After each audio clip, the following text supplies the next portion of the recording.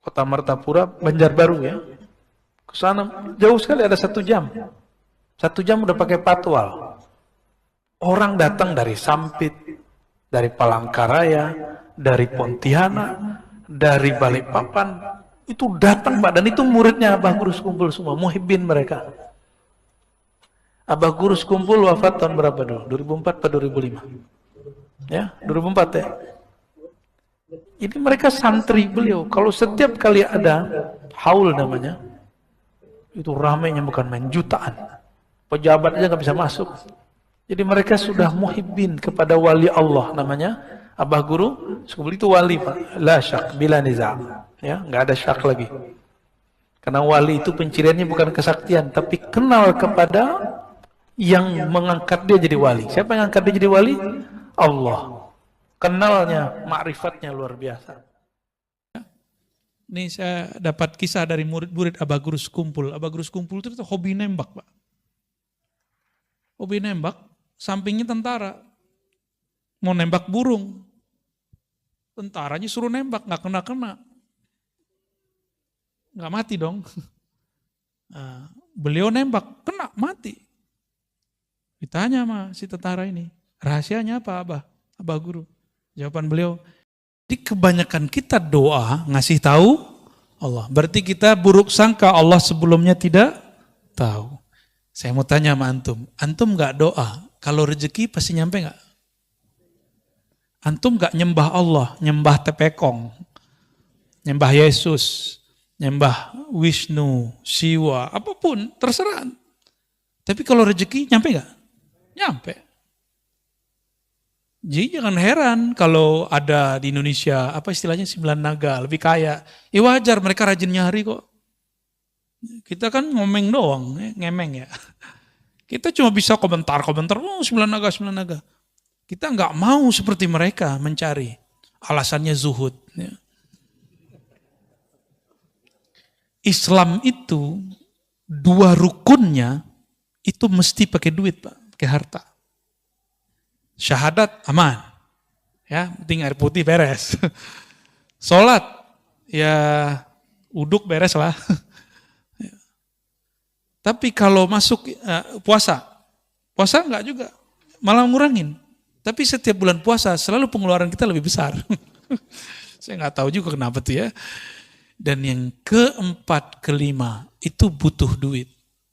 Bahkan seakan-akan Allah berpesan, kamu carilah dunia supaya kamu bisa berbagi. Itulah pesan dari rukun Islam yang keempat. Ya, berzakat, benar nggak? Coba antum kalau nggak nyari duit gimana? Bisa berbagi nggak? Hah? Tapi ada tauhid di situ. Wa mimma razaqnahum yunfikun nahnu narzuquka, kamilah yang menghantarkan rezeki kepadamu. Zahirnya pekerjaan, zahirnya dapat hadiah, zahirnya dapat gaji, zahirnya dapat untung dan segala macamnya. Batinnya Allah lah yang menyampaikan. Karena tidak ada di alam ini kecuali imma fi'lullah wa imma sifatullah wa imma ismullah. Di alam ini cuma nama, sifat, perbuatan Allah. Itu aja yang kita lihat. Ya. Jadi mulai malam ini kalau berdoa, katakan di hati, ya Allah yang maha mengetahui isi hatiku. Yang maha mengerti apa yang aku minta. Sebelum aku meminta, engkau telah tahu apa yang aku perlukan. Aku ingin bermanja-manja bermunajat kepadamu. Tuh, inilah pembukaan Hizib Bahar. Allahumma ya Allah, ya Alim, ya Azim, ya Halim, Anta Rabbi wa ilmuka hasbi, fa ni'mal Rabbu Rabbi wa ni'mal hasbu hasbi. Terjemahan bebasnya kayak tadi Pak. Itu teks Arabnya begitu, tapi terjemahan bebasnya kayak tadi. Ya. Saya sudah lama doa Tat, belum dikabulkan. Nah, berarti antum nuduh Allah nggak denger, atau nuduh Allah lupa. Kayak proposal aja.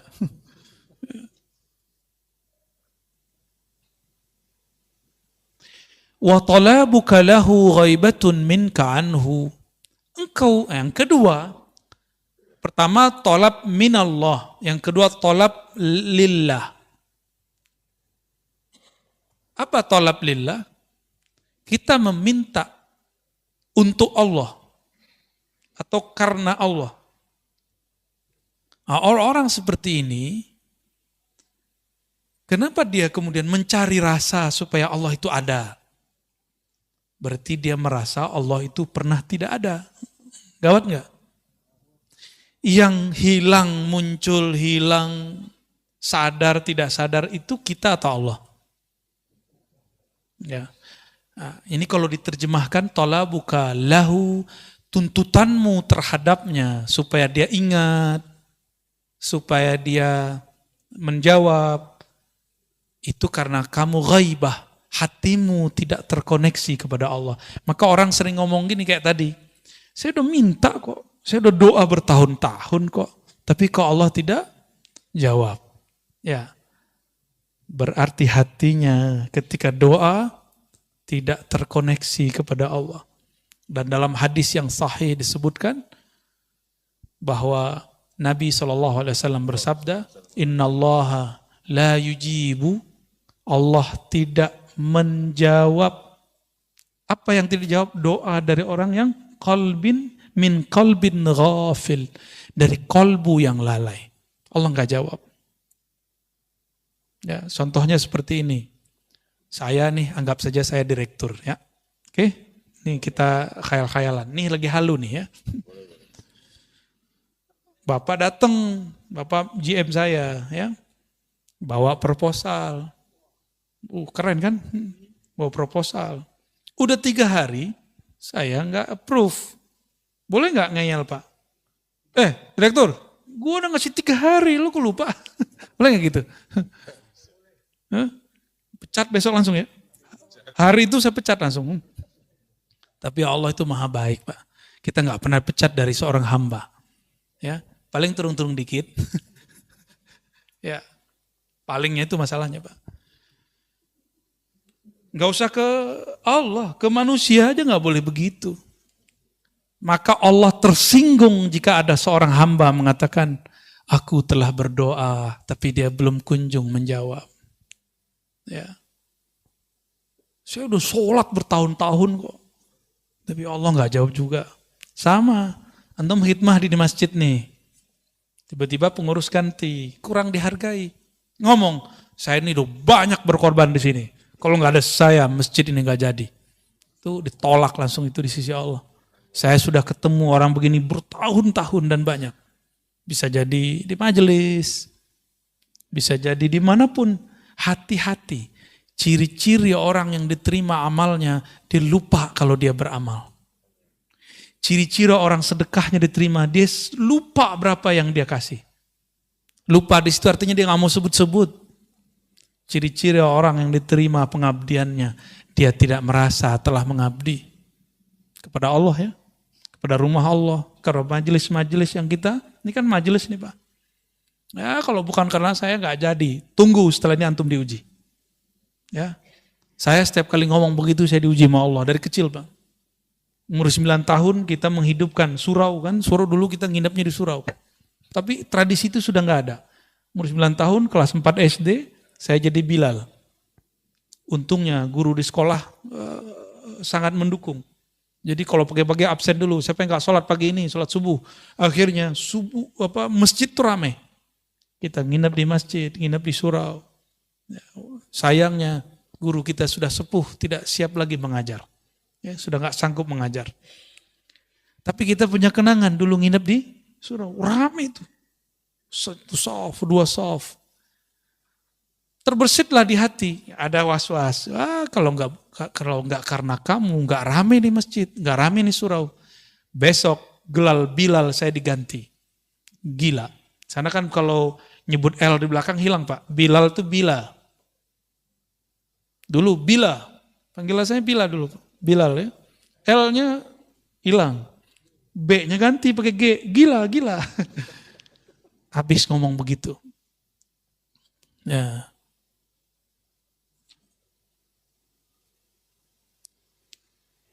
Yang ketiga, talabuka li ghairihi. Engkau menuntut, memohon pertolongan kepada selainnya. Perlu digarisbawahi, tawassul bukanlah memohon kepada selain Allah.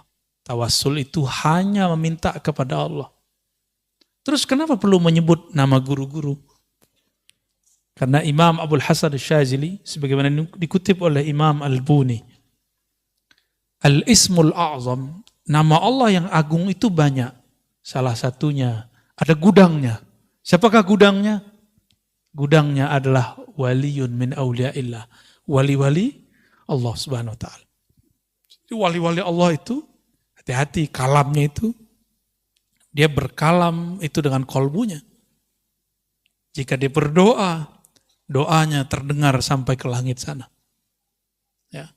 Kenapa? Karena dia berdoa, nafasnya selalu ingat kepada Allah Subhanahu wa taala. Ya. Yang paling dekat kepada Allah kan ruh kita. Dan ruh itu terhubung erat dengan nafas. Terhubung erat dengan nafas ini. Maka ada namanya zikir anfas. Zikir nafas, ya. Saya baru saja mendapatkan ijazah Thariqah Aidurusiyah, ya, dari salah satu guru kita. Dan di situ ada zikir anfasnya. Ada zikir anfasnya, zikir nafas. Ya. Sebagaimana di Thariqat Samaniyah ada Naqsyabandiyah, ada Syadziliyah, dan Thariqat-Thariqat lain ada. Ya. Jadi kita bertawassul bukan meminta kepada selain Allah, hanya meminta kepada Allah. Ya. Oh, tawassul cuma boleh kepada orang yang hidup dan hadir, Ustaz. Kan gitu kata orang. Apa jawabannya? Di hadis Imam Tirmizi tidak disebutkan hidup dan hadir. Nabi cuma mengajarkan, Allahumma inni atawajjahu bika, inni atawajjahu ilaika binabiyyika, nabiyir rahmah, ya Muhammad, inni atawajjahu bika ila rabbi, fashfa' fiyya. Atau fashfa' faqdi hajatinya. Ya Allah, aku memohon kepada Engkau dengan kemuliaan Nabi-Mu, Nabi Rahmah. Wahai Nabi Muhammad sallallahu alaihi wasallam, aku bertawassul kepadamu, berwasilah, bermediasi denganmu dalam memohon kepada Allah. Mohonnya ke siapa? Ke Allah. Tapi nyebut nama Nabi Muhammad karena Nabi Muhammad di dalam dirinya ada gudang nur asma-asma Allah Subhanahu wa ta'ala. Dan itu diwariskan kepada ulama. Ulama-ulama ini menyimpan di dalam rohaninya cahaya-cahaya nama Allah Subhanahu wa ta'ala. Saya boleh sampaikan, qalbul awliya, qulubul awliya, khazainu asma'illahi ta'ala. Qalbunya para wali-wali Allah adalah perbendaharaan nama-nama Allah Subhanahu wa ta'ala. Kalau dulu Imam Ghazali dalam kitab Ihya beliau mengatakan dadanya para ulama adalah kuburnya ma'rifat dan asrar. Kubur itu diziarahi enggak? Diziarahi enggak? Imam Ghazali ini ngomong, antum kalau enggak percaya yang pertama, yang Ghazali aja deh yang dipercaya. Kalau aneh kan ngomong, kolbunya para aulia adalah kumpulan gudang nama-nama Allah Subhanahu wa ta'ala. Sedangkan Imam Ghazali lebih dahsyat lagi, beliau berkata, apa kalamnya? Sudurul ulama kuburul ma'arif, kuburul ma'rifah wal asrar. Dada para ulama adalah kuburan daripada ilmu ma'rifat dan rahasia. Itu sebabnya ulama dikunjungi. Ya, itu sebabnya ulama dikunjungi. Ya, saya pun senang ziarah ke ulama. Kalau ke saya nggak usah dulu lah, ngaji-ngaji aja. Gak usah soan-soan dulu lah, belum pantas ya. Belum pantas aneh disoan-soanin ya. Mau berkunjung, belum pantas, masih ada guru-guru sepuh, kiai-kiai senior. Kepada beliau lebih aula, lebih utama kita berkunjung. Ya, kalau perlu saya temenin berkunjung ke mereka. Kebetulan lagi pas waktunya ya. Insya Allah ya. Mau ziarah nanti ya. Ziarah bareng-bareng kita mau. Insya Allah. Nah, kenceng. Semoga COVID-nya nggak bekerja banyak ya. Ini karena mau libur sengaja ya, jangan terlalu euforia. Siapa tahu nanti ada virus baru. Nah, itu maksud dari pemimpin kita. Ya, ini udah nggak pada pakai ini nih. Ya, Ini rahasia kita aja ya.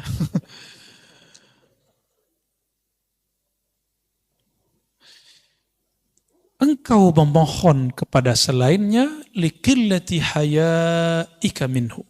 Karena engkau tidak tahu malu. Gak tahu malu, udah tahu semuanya dikasih oleh Allah. Udah tahu bahwa satu helai rambut pun Allah yang menumbuhkan. Sudah sadar bahwa kita ini baiknya karena Allah yang membaikkan. Masih aja minta kepada selain Allah. Biasanya meminta kepada selain Allah ini terjadi pada orang kepepet. Jadi ilmu kepepet ini ada baik ada buruknya. Kalau waktu kita mahasiswa kepepet malam ini langsung jadi itu skripsi. Ya. Tapi kepepet. Nah, ini biasanya kan yang kepepet itu orang sakit. Kalau sakit datang ke dukun tuh. Dukun ya tahu deh ya. Dia kan minta ke Allah juga sebenarnya. Cuma kan antum dia disuruh syirik. Tapi ingat ada orang yang dituduh dukun, dia bukan dukun. Nah, itu disebut uskun, ustadz, tapi dituduh dukun. Ya, ahli ruqyah. Itu dia enggak syirik. Ya, yang teman-teman ruqyah itu saya tidak menentang praktek itu, saya cuma ingin mengingatkan jangan asik di situ, gitu aja. Ruqyah kan salah satu yang dibolehkan Nabi Muhammad Sallallahu Alaihi Wasallam. Jadi kita enggak masalah, tapi jangan halu, ya, berbahaya. Masa percaya sama orang lagi kesurupan? Saya paling merasa aneh jika ada orang mentasdik, mempercayai omongan orang kesurupan. Orang kesurupan antum percaya? Makanya ada video orang ngambil kaligrafi nama Ashabul Kahf. Di tengahnya ada kitmir. Ya. Gitu kan. Nah, saya ada di sini karena itu. Nah, ini cara setan lewat jin yang nyusup, ya, sehingga menjadi kesurupan ke badan seseorang untuk menghina nama-nama kekasih Allah. Ashabul Kahf itu kalau dalam ilmu ma'rifat termasuk nabi-nabi tapi bukan rasul. Karena sebelum Nabi Muhammad SAW, nah wali itu nabi. Sebelum Nabi Muhammad. Semua wali-wali Allah yang dapat nubuat, ya, dapat kabar ilham itu pasti wali. Kecuali orang-orang soleh, ya. Ada wali-wali yang khusus lah. Kalau wali amnya nggak masuk, ya, wali amnya nggak masuk nabi. Tapi kayak mereka Ashabul Kahf. Sebagaimana disebutkan dalam kitab Tazkirah, Ashabul Kahf itu nanti akan muncul kembali. Itu nggak tahu gimana ceritanya. Akan muncul kembali nanti di saat Nabi Isa berjuang melawan Ya'juj dan Ma'juj. Nanti keluar lagi, Pak. Berarti dia lagi tidur lagi sekarang. Wallahu a'lam. Ya. Hanya Allah yang tahu nasib mereka hari ini. Saya pernah ke tempat yang disebut Gua Kahfi yang ada di Yordan. Besar kemungkinan memang di sana. Ya, kita ditutup oleh Allah, kita nggak bisa ngelihat di belakang rahasianya apa, kita nggak tahu. Ya, tapi kalau berdasarkan riwayat yang ada, mereka muncul lagi. Baik. Ada kepepet kedua, orang yang sudah mentok biasanya jabatannya, posisinya, biasanya ini pejabat-pejabat nih, hati-hati. Ya, pejabat-pejabat, nggak tahu kelas menteri mungkinnya dia ada, cari backup ke siapa? Ya, direktur-direktur yang sudah kesohor tuh, ya, udah mentok dia, udah bingung. Nah, cari backup, mau cari backup ulama, terjebaknya kepada dukun yang berbaju ulama. Ada ulama dituduh dukun, nggak dideketin. Ada dukun berbaju ulama dideketin. Oh, itu banyak terjadi. Ya, udah banyak. Saya agak sedih melihat fenomena ini. Ya. Kalau mereka menghebat, mereka aja jadi direktur, ya. Mereka aja jadi orang hebat. Kenapa mereka kemudian kita mintai? Jangan marah, ya. Yang praktek jangan marah. Ya, kita harus edukasi masyarakat lah.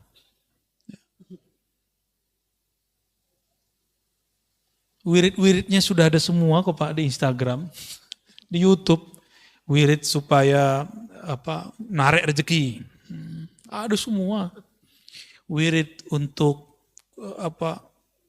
jabatan naik. Ada semua. Antum mau ngamalin nggak? Ya, itu aja sebenarnya. Tapi ada cara paling ringkes. Puasa Daud, sedekah, udah beres. Karena sebaik-baik karir Nabi Daud.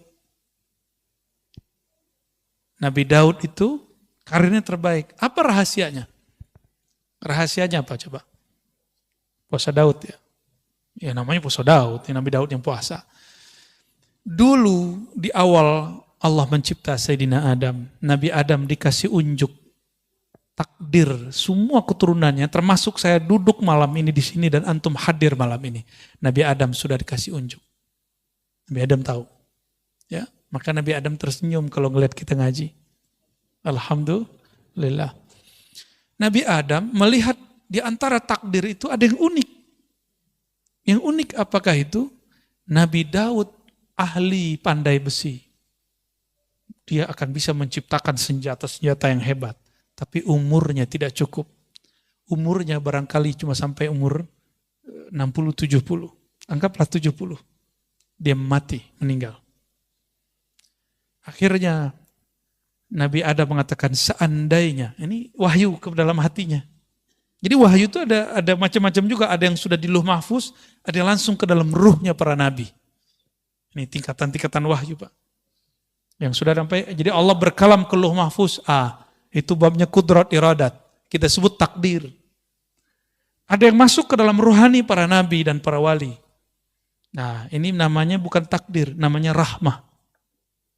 Ya, karena arsy itu adalah tempat Allah mengejawantahkan rahmatnya. Disebutlah Ar-Rahman 'alal arsy istawa. Terhadap arsy lah Allah meratakan, melimpahkan rahmatnya. Arsy itu di atas langit. Antara langit dan arsy ada takdir, Lauh Mahfuz. Berarti hukum arsy lebih tinggi daripada hukum Lauh Mahfuz. Seperti, mohon maaf, kolonel, atau kalau di polisi apa namanya? Kombes. Kombes punya satu kebijakan. Terus ada atensi dari jenderalnya, jenderal bintang 1. Berubah nggak dia? Berubah. Di dunia aja begitu, gimana di langit enggak? Ini kan cuma imitasi yang di sana. Yang ada di alam ini adalah imitasi. Apa arti imitasi?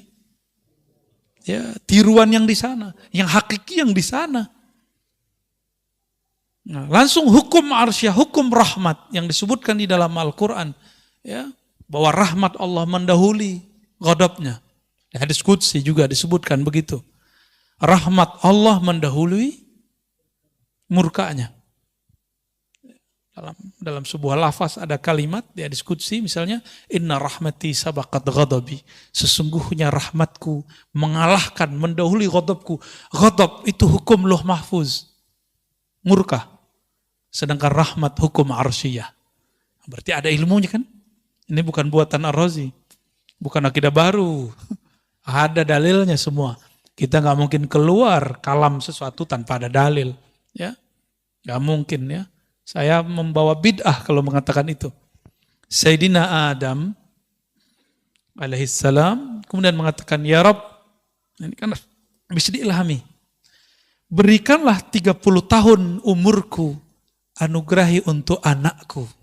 Nah, gitu sayangnya sang ayah Abul Bashar, bapaknya manusia, kepada keturunannya. Benar gak sayang sama anak? Kita ngeliat anak kita sakit, apa kita ngomong, ya Allah, kalau kau mau ambil saya aja. Kira-kira begitu. Ya, ini kok ada ya orang ngomong ya, terhadap orang yang pernah belajar sama dia, ente murtad, ente kafir, kan aneh kan? Kan gak pantas begitu. Berarti dia gak pernah merasa jadi guru yang sebenar-benarnya. Karena guru yang ada mengayomi, mendoakan kebaikan, bukan memvonis. Ya, aneh kalau itu terjadi. Seorang Abul Bashar, karena guru itu Abul Ilm, Abu Talamiz, Abul Muridin. Guru itu adalah ayahandanya seorang murid. Nabiullah Adam alaihissalam mengatakan, ya Allah berikanlah 30, nyawanya dikasih. Bukan hanya doa, nyawa dikasih Pak. Antum ada yang begitu? Saya melihat sosok itu ada di Imam Sya'rani. Imam Sya'rani ketika melihat ada jamaahnya, muridnya sakit, dikatakan, ya Allah, daripada dia yang sakit, saya aja yang sakit.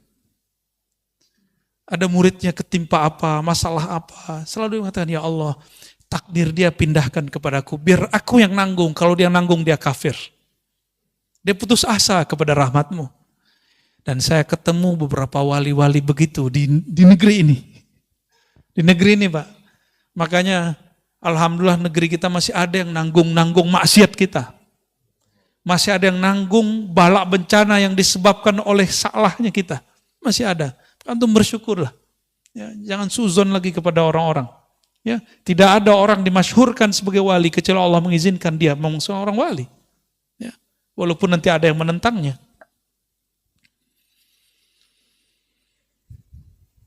Akhirnya Sayyidina Adam, takdir rahmah mengalahkan takdir kudrat iradat. Diberikanlah 30 tahun. Apa yang terjadi? Setelah umur itu dikurangi, berarti umur Nabi Adam berkurang.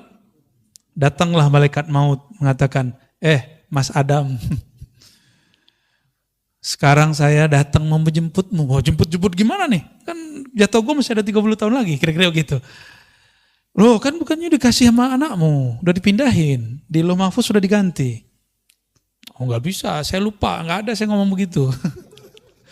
Itulah awal nisyan ya waqa ala Sayyidina Adam.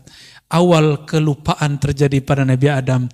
Atas dasar itulah kata Nabi Muhammad SAW, keturunan Nabi Adam pasti akan lupa. Lupa sama Allah, lupa sama Rasulullah, lupa sama anak bini ya. Lupa, emang dari sono. Mau gimana lagi? Hukum rahmah terjadi lagi. Nabi Adam ini kan posisinya lebih tinggi dari malaikat maut. Ya Allah, saya lupa. Menurut saya masih ada 30 tahun lagi. Ya udah, 30 tahun lagi Nabi Adam hidup. Malaikat maut pensiun dini. Diundur. Ya udah, gua ngalah deh. Mundur malaikat maut. Ya, lucu juga Pak. Jadi ada semacam negosiasi juga di alam sana. Ya. Menarik nggak cerita begitu? Dongeng apa lagi nih Arazi? Hadisnya sahih kok. Cuma saya ceritakan dengan bahasa kita malam ini. Itu aja bedanya. Ya. Terus Nabi Daud. Ini yang jarang diceritakan. Kenapa kemudian Nabi Daud puasanya sehari puasa, sehari tidak? Itu asrarnya ada rahasianya. Untuk menebus hukum rahmah itu, as-sawmu li, puasa itu milikku. Milikku ini hukum rahmah. Maka cara Sayyidina Daud untuk berterima kasih kepada Allah, berterima kasih kepada Nabi Adam, dia berpuasa, puasa Daud. Jadi antum kalau mau ada yang diniatkan ya untuk memperpanjang sesuatu, ini kita buka nyari rahasianya ya. Ingin mendapatkan sesuatu, ya sifatnya duniawi atau ukhrawi, bahkan makom kewalian. Puasa Daud. Ya, tapi niatnya saya sarankan supaya nggak kena kitab ini. Ya Allah, aku niat puasa Daud karena Engkau saja. Kalau jabatanku dinaikin ya alhamdulillah. Rezekiku dilancarin ya alhamdulillah. Yang penting aku karena Engkau. Jika nanti antum puasa Daud rezekinya nggak nambah, jangan berhenti puasa Daudnya. Karena kita puasa bukan karena rezeki. Kita puasa karena Razzaq, bukan rezekinya. Kita bukan penyembah rezeki. Kita penyembah Allahur Razzaq. Jabatan kita malah kemudian turun. Kata Ustadz ini katanya bisa bikin naik. Malah gak naik-naik. Malah jatuh. Berarti ada rahasia lain. Rezeki kita gak kemana-mana. Banyak orang yang diturunkan di jabatannya. Kalau dia husnuzon, tunggu lahazat. Beberapa saat saja. Sebulan, 2 bulan, bahkan tidak lama. Allah carikan ganti yang lebih indah. Selalu begitu. Akhirnya Sayyidina Daud, seumur hidupnya dia berpuasa. Berpuasa sehari, puasa besok tidak. Untuk kompensasi hukum rahmah. Hukum rahmah, hukum kasih sayang. Ya, supaya tanda terima kasihnya nyambung kepada Allah Subhanahu wa taala. Ya. Sudah pernah dengar masalah ini sebelumnya? Ya, udah kali ya. Ntar ini dituduh bid'ah lagi. Wa talabuhu min ghairihi. Talabuka, engkau meminta, yang keempat, engkau meminta kepada selainnya. Pertanda engkau memang jauh darinya. Ya. Maka datang kepada, mohon maaf ya, pakai media-media, saya tidak mengharamkan raja, wafak, wifik, karena ada ilmunya. Ada sanadnya. Karena Ibnu Taimiyah pun membolehkan raja. Gak percaya, buka kitabnya sendiri. Ibnu Qayyim menyebutkan risalah dalam kitab At-Tibbun Nabawi tentang raja. Di piring, ditulis, disiram, minum. Ada Pak. Gimana, syirik gak tuh? Kalau ada yang mengatakan dia bermanhaj salaf, lalu mengatakan itu syirik, dia telah mensyirikkan Syekhul Islam Ibnu Taimiyah. Ya, mensyirikkan Syekhul Islam Ibnu Qayyim Al-Jauziyah. Berani. Kalau Ar-Razi ente berani syirikan, tapi Ibnu Taimiyah berani enggak ente syirikan? Ya. Kalau Ar-Razi silakan dibid'ahkan, tapi berani ke membid'ahkan Ibnu Qayyim Al-Jauziyah? Enggak berani mereka. Ya, beraninya mah kita doang, ya. Akhirnya kita ini cuma memuja, memuji, menghormati orang yang sudah wafat, yang sudah mati, yang hidup kita enggak hargai. Ya, nunggu dulu dia mati, baru ente kemudian nangis. Ya. Nunggu dulu sang wali, sang ulama, sang kiai mati, baru nangis-nangis. Dulu saya nggak ngaji kepada dia. Mau sampai kapan ngomong begitu terus ya? Wali setiap saat akan ada yang wafat. Ini sudah banyak wali yang wafat, Pak. Maka ulama-ulama muda harus bersiap-siap mempelajari ilmu ma'rifatullah supaya dia bisa mewarisi tugas-tugas kerohaniannya. Ya. Harus. Kalau nggak ada wali-wali itu negeri ini nggak dijaga oleh Allah Subhanahu wa taala ya. Kita ya minimal jadi wali murid lah ya.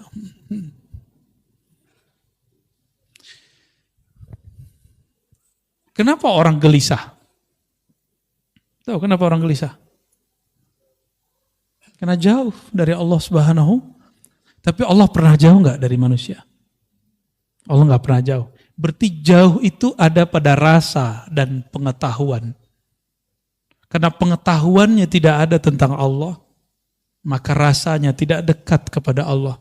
Pengetahuan itu bahasa Arabnya ma'rifah. Kumpulannya disebut ilmu. Ya. Jika diamalkan muncullah rasa. Jadi apa yang disebut rasa? Zauq. Zauq itu adalah natijatul amal bil ilm. Buah dari mengamalkan satu ilmu muncullah rasa. Sudah tahu sholawat itu wajib. Bahkan sebelum ada hukum sholawat sudah wajib. Ya kan kita dipotong juga tuh sama orang. Suek juga tuh orangnya. Apa jadi potong? Kita mengatakan bahwa sholawat itu lebih wajib daripada sholat. Maksudnya sebelum ada sholat diwajibkan kepada manusia, Allah sudah bersolawat. Allah itu qadim. Itu makna dan disebutkan di kitab ini juga. Ya. Allah itu qadim. Dan Allah dengan kekodimannya. Qadim itu maha terdahulu, maha awal, bahkan tidak berawal. Belum ada langit, belum ada bumi, belum ada aras, belum ada surga, belum ada neraka, belum ada. Salat ente belum ada. Belum ada, zakat kita belum ada. Allah sudah bersalawat. Innallaha malaikatahu yusalluna 'alan nabi. Sesungguhnya Allah telah bersalawat ya. Dan senantiasa bersalawat kepada Nabi Muhammad SAW. Kenapa tidak Ar-Rasul? Kalau Ar-Rasul itu Muhammad bin Abdullah. Tapi An-Nabi itu Ahmad Ruhullah. Itulah yang dikhabarkan Sayyidina Isa. Karena Muhammad bin Abdullah belum lahir. Tapi Sayyidina Isa Ruhullah Saghir, Ruhullah minor. Dia mengenal Ruhullah kabir. Apa kata dia? Nanti di akhir zaman Ruhullah yang kabir itu yang agung, wa innaka la'ala khuluqin azim, yang azim itu akan lahir, akan muncul. Ismuhu Ahmad, namanya Ahmad, tapi Abdul Muttalib ngasih nama cucunya Muhammad. Apakah salah? Tidak. Ternyata setiap orang itu mempunyai rahasia-rahasia mengenai masalah nama. Cuma karena ilmu ini sudah ditutup sementara, rasain saja. Ya sudahlah dulu ya. Jadi tolong jangan minta-minta nama sama saya ya. Karena sudah ditutup, Pak. Ya.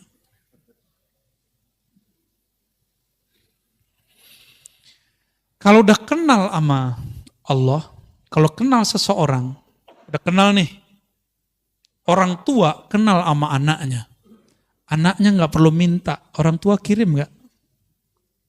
Keperluan anaknya, belum? Ya. Anak-anak nggak perlu ngasih tahu SPP Pak, langsung bayar.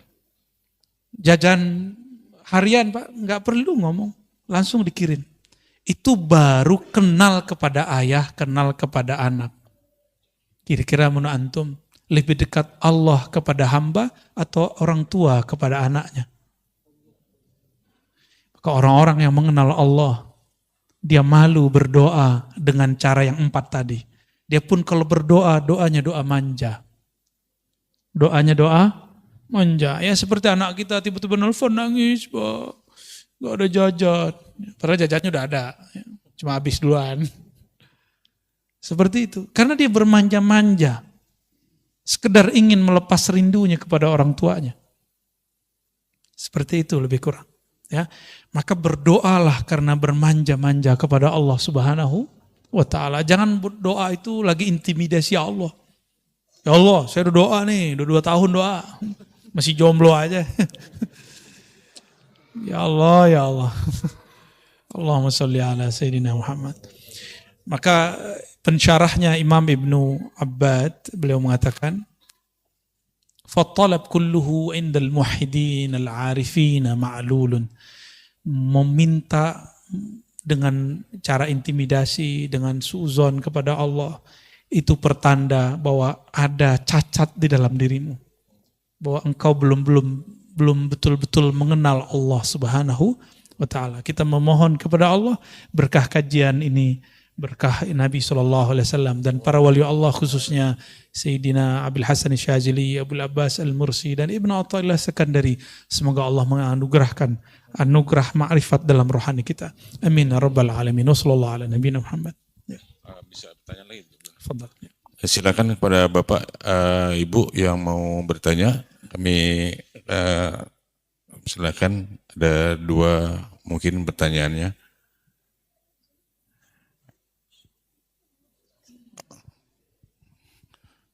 Dari sebelah kanan dulu Pak ya, di depan.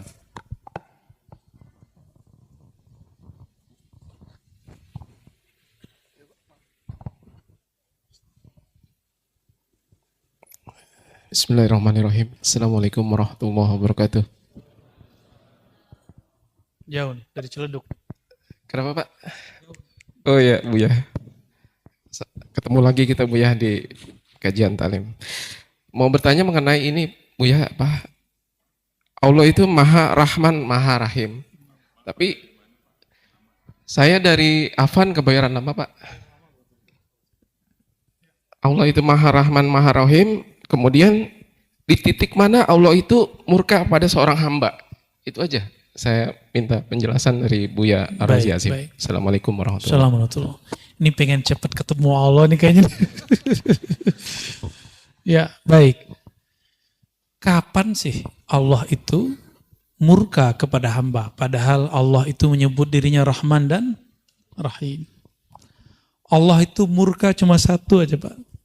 Al-kibriya uridai. Kesombongan, merasa besar, merasa berilmu, merasa mulia. Itu adalah ridai, itu adalah perhiasanku, rida. Ini rida. Ulama dulu pakai ini itu seakan-akan wajib. Seakan, bukan wajib. Secara uruf. Kalau nggak pakai ini kayak taklim nggak pakai kopiah gitu. Ustadz kalau taklim nggak kopiah gimana? Saya sebenarnya kan malas pakai kopiah, garu kepala, ada kotombenya hidup kan. Tapi karena menghormatin Bapak Ibu ini saya pakai kopiah. Senangnya sebenarnya nggak pakai kopiah, nyamannya.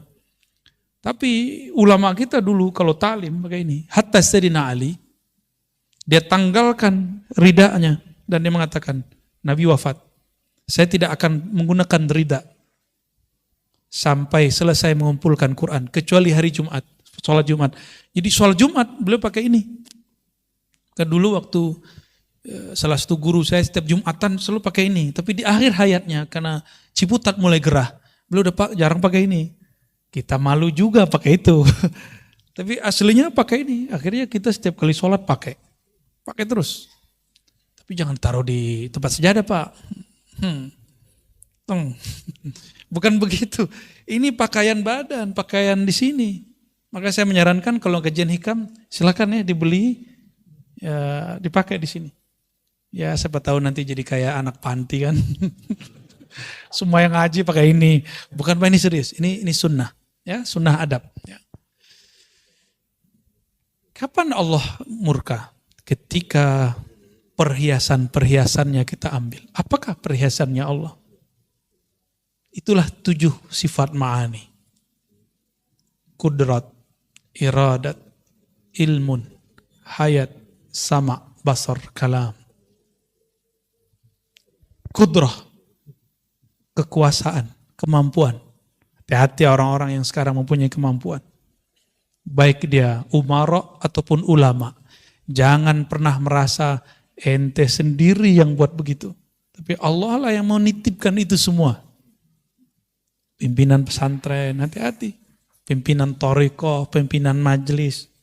Kudrat iradat yang Allah berikan itu. Termasuk kepada wali. Wali doa, tembus. Berarti dia fana dalam kudrat iradat Allah. Karena orang yang asik dengan 2 nama ini, doanya akan makbul. Ini rahasia para ulama kenapa doanya makbul. Karena dia mengerti kudrat dan iradat. Ya. Ini saya dapat kisah dari murid-murid Aba Guru Sekumpul. Aba Guru Sekumpul itu hobi nembak, Pak. Hobi nembak, sampingnya tentara. Mau nembak burung. Tentaranya suruh nembak, gak kena-kena. Gak mati dong. Nah, beliau nembak, kena, mati. Ditanya sama si tentara ini, rahasianya apa Abah Guru? Jawaban beliau, ente lihat dulu dia kapan dia lupa mengingat Allah. Kan bingung itu tuh. Kapan sih burung lupa mengingat Allah? Itu masyhur di kalangan murid-murid beliau tentang itu. Nah itu kasyafnya beliau itu. Tahu dia kapan si burung lupa ingat Allah. Karena memang rumusnya binatang itu dia tidak dicabut nyawanya kecuali dia lupa mengingat Allah Subhanahu wa taala. Jadi kena nggak kena sebenarnya nunggu aja tuh udah lupa atau belum. Ya, kira-kira seperti itu. Kudrat iradat saya, ilmu yang saya dapat, itu kan ilmunya Allah semua. Bapak nih sukses, ilmu apa aja loh Pak ya, bukan ilmu agama aja. Ilmu ngurus sesuatu, lawyer dengan ilmu pengacaranya, ilmu hukumnya, ya, hakim dengan ilmu kehakimannya, pemerintah dengan ilmu politiknya, semuanya. Ulama dengan ilmu keagamaannya sama aja. Nah ini contoh saya merasa saya yang berilmu. Kalau nggak sama gue nggak jadi. Tuh dulu murid gue tuh, kalau nggak sama gue nggak jadi dia tuh. Ya kalau ada yang begitu Pak, lewat sudah. Itu bukan ilmu dia. Dan dia bukanlah orang yang membuat si murid jadi. Apa buktinya? Saya punya murid di satu kelas. Dari 40 murid, kenapa cuma 5 orang yang jadi? Padahal jamnya sama, tempatnya sama, kitabnya sama, gurunya sama, ocehannya sama. Tugasnya sama, ujiannya sama. Karena memang Allah pilih, ini Allah kasih, ini Allah enggak Allah kasih. Gitu ya. Maka caranya supaya tidak dimurkai Allah, jangan anggap yang 7 itu Allah pinjamkan kepada kita. Ya, ilmu, hayat, hidup, sama, memandang, mendengar, kalam, berkalam. Semua itu pinjaman dari Allah. Inilah yang disebut amanah. Jadi apakah yang diamanahkan Allah? Inilah perhiasan-perhiasannya. Jangan pernah merasa ini milik kita. Siapa yang mengakuisisi milik Allah, maka Allah murka kepadanya. Dulu iblis Azazil ingin mengakuisisi kolbu manusia. Kolbu itu kan tempat Allah memandang. Yanzuru ila kulubikum. Allah memandang ke dalam kolbu. Itu bahasa hadis. Kalau bahasa ma'rifatnya, Allah bersemayam ke dalam kolbu hamba. Bukan berarti Allah menempati kolbu, bukan. Bersemayam di situ istiwa. Memandang dengan rahmatnya. Meliputinya. Kan istiwa artinya, bersemayam itu artinya meliputi. Dan kolbu itu lebih luas dari langit dan bumi. Maka disebutlah kolbu itu arsullah. Kolbu itu seperti aras pada langit bumi. Tapi kolbu bukan aras. Ingat, kolbu bukan aras. Ketika syaitan, iblis mengatakan, ya Rabb, izinkan aku menguasai kolbu Bani Adam walaupun sesaat. Itu dia mau akuisisi kolbu manusia, enggak diizinkan. Inilah asbabul wurudnya. Kenapa kemudian iblis hanya diizinkan mengalir di semua darah. Inna syaitan yajri majrad dam. Tahu hadisnya? Sesungguhnya syaitan mengalir di setiap pembuluh darah, tapi tidak diizinkan masuk ke dalam kolbu. Dia cuma bisa ngirim pesan was-was. Makanya orang kalau was-was, jantungnya berdebar. Nggak nyaman aja. Nah, kalau itu terjadi, baca ta'awuz, lalu syahadat. Nih, ingat-ingat. Pertama ta'awuz, a'udzubillahiminasyaitonirrajim. Aku berlindung kepada Allah dari syaitan yang rajim, yang memberi was-was. Lalu syahadat, asyhadu an la ilaha illallah. Kalau hafal, baca surah Al-Hadid ayat 3 7 kali. Huwal awwalu wal akhiru wal zahiru wal batinu wa huwa bikulli syai'in alim. Dipahami maknanya. Dialah yang maha awal, semuanya bersumber darinya. Dialah yang akhir, semuanya abadi, semua yang dari Allah abadi. Selain Allah tidak ada yang abadi. Ya. Dialah yang zahir, dialah yang batin, dan dia maha mengetahui segala sesuatu. Hatta was-was ini Allah sudah tahu. Baru kita kemudian Fatihah, tawassul kepada Rasulullah SAW, lalu kita bersolawat. Insya Allah was-wasnya hilang. Di bawah zikir, Pak. Lalu zikir di kolbunya. Zikir apa yang antum tahu? La ilaha Allah, la ilaha illallah. Banyakin la ilaha Allahnya. Insya Allah dalam hitungan detik, was-was akan hilang. Perasaan gak nyamannya langsung gak hilang. Insya Allah ya. Ada lagi? Oke. Assalamualaikum warahmatullahi wabarakatuh. Warahmatullahi wabarakatuh. Perkenalkan, saya Edi dari Joglo. Joglo. Ya, Joglo. Kirain Jonggol, Pak. Joglo, Kembangan ya maksudnya. Oke, baik. Ustadz, ini sebenarnya menyangkut pikiran saya gitu ya. Maksudnya, saya mengikuti kajian Buya itu 1 tahun terakhir lah. Itu termasuk kayak belajar ya tarekat, saya belajar memahami. Nah itu saya mengalami sesuatu yang memang aneh sebenarnya ini. Ketidaktenangan itu saya mulai tahu ketika saya memikirkan mengenai kisah iblis, Adam dan Hawa. Kemudian Allah Subhanahu wa Ta'ala. Saya pertanyaan gini. Adam dan Hawa itu terusir dari surga karena iblis. Kemudian memakan buah guldi. Nah, pertanyaan di sini adalah bahwa itu pikiran saya yang membuat saya tidak tenang, terus terang. Jadi gini. Apa pertanyaannya?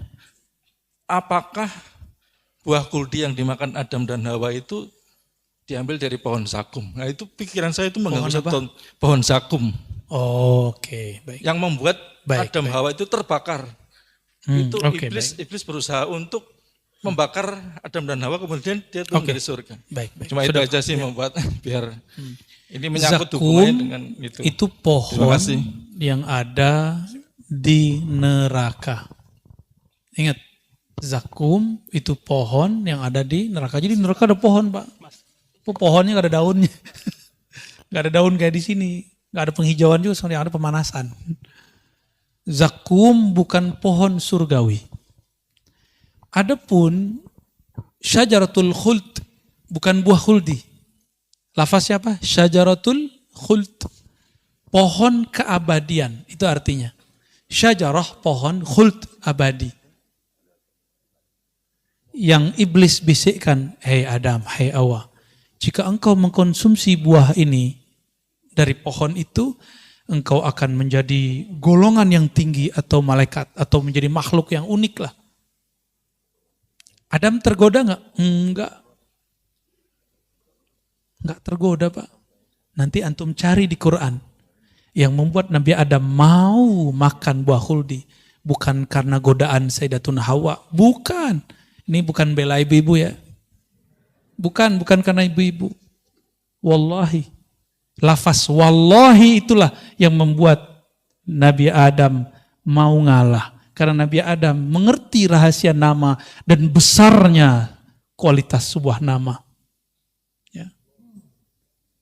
Ketika iblis mengatakan bi'izzat, ya apa, billah atau wallah atau bi'izzatillah, kalau di riwayat, kalau di Quran langsung disebutkan demi Allah, demi keizahan Allah, ya. Demi Rabbmu, wahai Adam. Ketika Sayyidina Adam mendengar ini orang lagi bersumpah, maka Nabi Adam tidak berani nolak. Saya karena bukan Nabi, saya berani nolak Pak kalaupun ada orang sumpah sama saya. Ya. Ya. Ada dulu yang minta ridha kita pakai sholawat. Pertama saya pura-pura gak dengar Pak. Ya, karena mintanya berkali-kali, kayaknya orang ini tasdiknya kuat, udah kita kasih. Ya, besok-besok jangan gitu lagi ya. Tapi gak apa-apa, ada orang menggunakan cara itu. Ada yang begitu, jubahnya, demi Allah saya suka. Aduh, pakai demi Allah lagi nih. Ya. Ya. Habis itu kita nggak mau lagi ya. Kalau ada orang yang begitu, anggap aja nggak bener. Berat. Sayyidina Adam, Nabiullah, dia kenal kualitas nama Allah. Ketika si iblis bersumpah, wa rabbika, demi Rabbmu, itu iblis dihargai oleh Nabi Adam. Jadi mohon jangan salah faham, bukan Hawalah yang membuat Sayyidina Adam tergoda. Tapi karena iblis menghargai Nabi Adam menghargai si iblis yang bernama Azazil, bersumpah menyebut nama Allah Subhanahu wa ta'ala. Itu nama adalah nama Ismul A'zam yang diketahui oleh Azazil. Jadi setiap makhluk itu punya nama untuk komunikasi kepada Allah. Itu namanya Al-Ismul A'zam. Nama apa aja? Nama-nama Allah itu. Gitu Pak ya. Jadi bukan dari Zakum. Udah ada Pak. Udah ada Pak. Semuanya udah ready Pak. Bapak mau masuk yang mana? Gitu Pak ya. Pak Edi. Dari Joglo ya, Al-Joglowi. Baik, kira-kira itu Bapak Ibu. Jadi kebanyakan kita doa ngasih tahu Allah. Berarti kita buruk sangka Allah sebelumnya tidak tahu. Saya mau tanya sama antum. Antum gak doa, kalau rezeki pasti nyampe gak? Antum gak nyembah Allah, nyembah Tepekong, nyembah Yesus, nyembah Wisnu, Siwa, apapun, terserah. Tapi kalau rezeki nyampe gak? Nyampe. Jadi jangan heran kalau ada di Indonesia, apa istilahnya 9 naga, lebih kaya. Ya wajar, mereka rajin nyari kok. Kita kan ngomeng doang, ngemeng ya. Kita cuma bisa komentar-komentar, oh 9 naga, 9 naga. Kita nggak mau seperti mereka mencari. Alasannya zuhud. Ya. Islam itu, 2 rukunnya, itu mesti pakai duit Pak, pakai harta. Syahadat aman, ya penting air putih beres. Sholat, ya uduk beres lah. Tapi kalau masuk puasa enggak juga, malah ngurangin. Tapi setiap bulan puasa selalu pengeluaran kita lebih besar. Saya nggak tahu juga kenapa tuh ya. Dan yang keempat, kelima itu butuh duit. Bahkan seakan-akan Allah berpesan, kamu carilah dunia supaya kamu bisa berbagi. Itulah pesan dari rukun Islam yang keempat. Ya, berzakat, benar nggak? Coba antum kalau nggak nyari duit gimana? Bisa berbagi nggak? Hah? Tapi ada tauhid di situ. wa mimma razaqnahum yunfikun. Nahnu narzuquka, kamilah yang menghantarkan rezeki kepadamu. Zahirnya pekerjaan, zahirnya dapat hadiah, zahirnya dapat gaji, zahirnya dapat untung dan segala macamnya. Batinnya Allah lah yang menyampaikan. Karena tidak ada di alam ini kecuali imma fi'lullah, wa imma sifatullah, wa imma ismullah. Di alam ini cuma nama, sifat, perbuatan Allah. Itu aja yang kita lihat. Ya. Jadi mulai malam ini kalau berdoa, katakan di hati, ya Allah yang maha mengetahui isi hatiku. Yang maha mengerti apa yang aku minta. Sebelum aku meminta, engkau telah tahu apa yang aku perlukan. Aku ingin bermanja-manja bermunajat kepadamu. Tuh, inilah pembukaan Hizib Bahar. Allahumma ya Allah, ya Alim, ya Azim, ya Halim, Anta Rabbi wa ilmuka hasbi, fa ni'mal Rabbu Rabbi wa ni'mal hasbu hasbi. Terjemahan bebasnya kayak tadi Pak.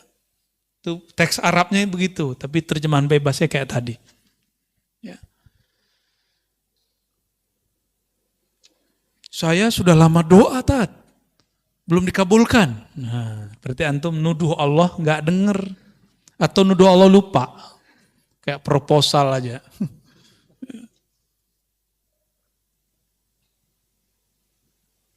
Wa talabuka lahu ghaibatun minka anhu. Engkau yang kedua, pertama talab minallah, yang kedua talab lillah. Apa talab lillah?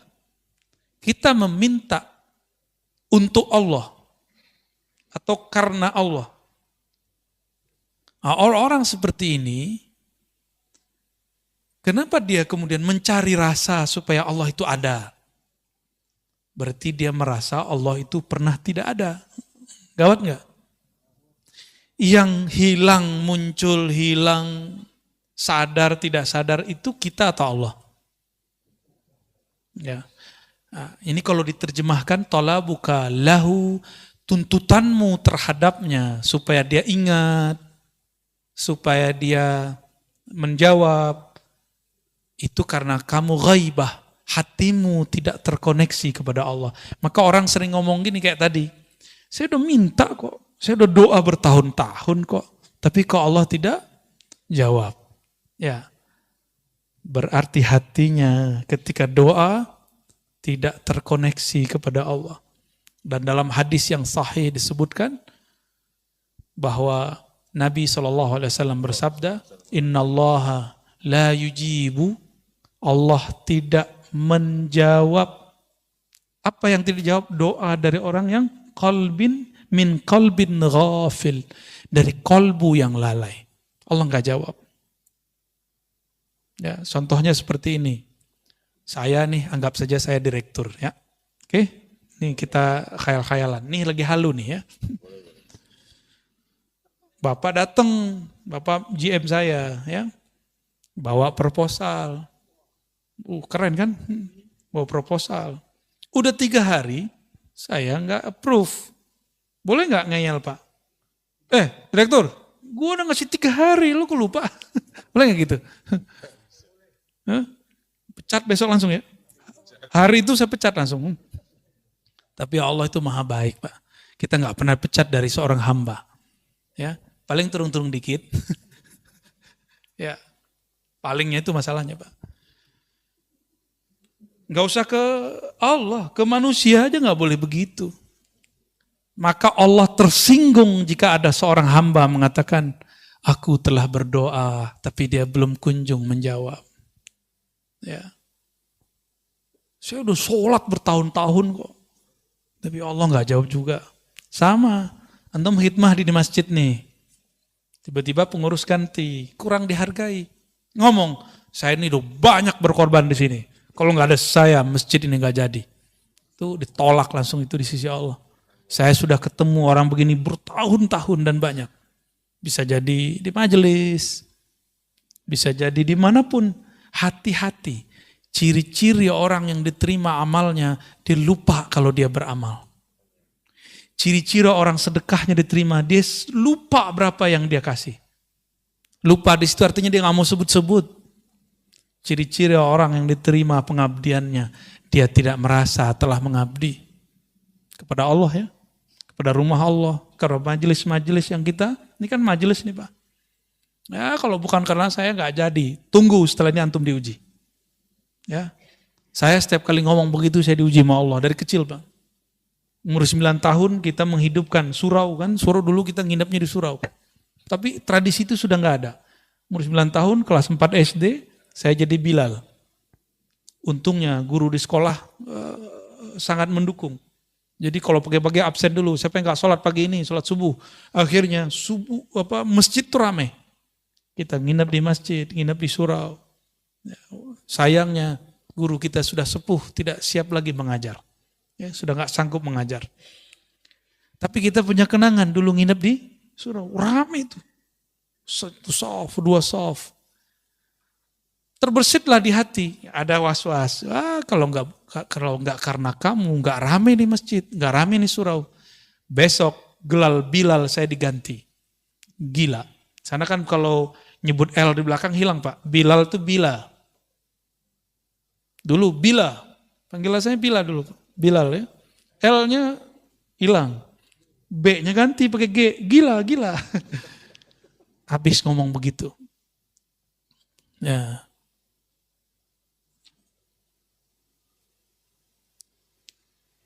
Yang ketiga, talabuka li ghairihi. Engkau menuntut, memohon pertolongan kepada selainnya. Perlu digarisbawahi, tawassul bukanlah memohon kepada selain Allah. Tawassul itu hanya meminta kepada Allah. Terus kenapa perlu menyebut nama guru-guru? Karena Imam Abul Hasan Asy-Syadzili, sebagaimana dikutip oleh Imam Al-Buni, Al-Ismul A'zam, nama Allah yang agung itu banyak. Salah satunya ada gudangnya. Siapakah gudangnya? Gudangnya adalah waliyun min awliyaillah. Wali-wali Allah Subhanahu wa taala. Wali-wali Allah itu hati-hati kalamnya itu dia berkalam itu dengan kolbunya. Jika dia berdoa, doanya terdengar sampai ke langit sana. Ya. Kenapa? Karena dia berdoa, nafasnya selalu ingat kepada Allah Subhanahu wa taala. Ya. Yang paling dekat kepada Allah kan ruh kita. Dan ruh itu terhubung erat dengan nafas. Terhubung erat dengan nafas ini. Maka ada namanya zikir anfas. Zikir nafas ya. Saya baru saja mendapatkan ijazah Thariqah Aidurusiyah ya, dari salah satu guru kita. Dan di situ ada zikir anfasnya. Ada zikir anfasnya, zikir nafas. Sebagaimana di Thariqat Samaniyah ada Naqsyabandiyah, ada Syaziliyah, dan Thariqat-Thariqat lain ada. Ya. Jadi kita bertawassul bukan meminta kepada selain Allah, hanya meminta kepada Allah. Ya. Oh, tawassul cuma boleh kepada orang yang hidup dan hadir, Ustaz. Kan gitu kata orang. Apa jawabannya? Di hadis Imam Tirmizi tidak disebutkan hidup dan hadir. Nabi cuma mengajarkan, Allahumma inni atawajjahu bika, inni atawajjahu ilaika binabiyyika, Nabiyyir rahmah, ya Muhammad, inni atawajjahu bika ila rabbi, fashfa' fiyya. Atau fashfa' faqdi hajatinya. Ya Allah, aku memohon kepada engkau dengan kemuliaan nabimu, Nabi rahmah. Wahai Nabi Muhammad sallallahu alaihi wasallam, aku bertawassul kepadamu, berwasilah, bermediasi denganmu dalam memohon kepada Allah. Mohonnya ke siapa? Ke Allah. Tapi nyebut nama Nabi Muhammad, karena Nabi Muhammad di dalam dirinya ada gudang nur asma-asma Allah Subhanahu wa ta'ala. Dan itu diwariskan kepada ulama. Ulama-ulama ini menyimpan di dalam rohaninya cahaya-cahaya nama Allah Subhanahu wa ta'ala. Saya boleh sampaikan, qalbul awliya, qulubul awliya, khazainu asma'illahi ta'ala. Qalbunya para wali-wali Allah adalah perbendaharaan nama-nama Allah Subhanahu wa ta'ala. Kalau dulu Imam Ghazali dalam kitab Ihya beliau mengatakan, dadanya para ulama adalah kuburnya ma'rifat dan asrar. Kubur itu diziarahi enggak? Diziarahi enggak? Imam Ghazali ini ngomong, antum kalau nggak percaya yang pertama, yang Ghazali aja deh yang dipercaya. Kalau aneh kan ngomong, kolbunya para aulia adalah kumpulan, gudang, nama-nama Allah Subhanahu wa Ta'ala. Sedangkan Imam Ghazali lebih dahsyat lagi, beliau berkata, apa kalamnya? Sudurul ulama kuburul ma'arif, kuburul ma'rifah wal asrar. Dada para ulama adalah kuburan daripada ilmu ma'rifat dan rahasia. Itu sebabnya ulama dikunjungi. Ya, itu sebabnya ulama dikunjungi. Ya, saya pun senang ziarah ke ulama. Kalau ke saya nggak usah dulu lah, ngaji-ngaji aja. Nggak usah soan-soan dulu lah, belum pantas ya. Belum pantas aneh disoan-soanin ya. Mau berkunjung, belum pantas, masih ada guru-guru sepuh, kiai-kiai senior. Kepada beliau lebih aula, lebih utama kita berkunjung. Ya, kalau perlu saya temenin berkunjung ke mereka. Kebetulan lagi pas waktunya ya. Insya Allah ya. Mau ziarah nanti ya. Ziarah bareng-bareng kita mau. Insya Allah. Nah, kenceng. Semoga COVID-nya nggak bekerja banyak ya. Ini karena mau libur sengaja ya. Jangan terlalu euforia. Siapa tahu nanti ada virus baru. Nah, itu maksud dari pemimpin kita. Ya, ini udah nggak pada pakai ini nih. Ya, ini rahasia kita aja ya.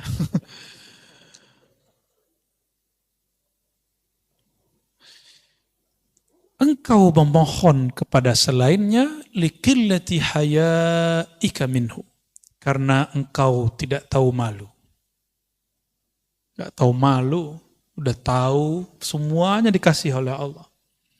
Udah tahu bahwa satu helai rambut pun Allah yang menumbuhkan.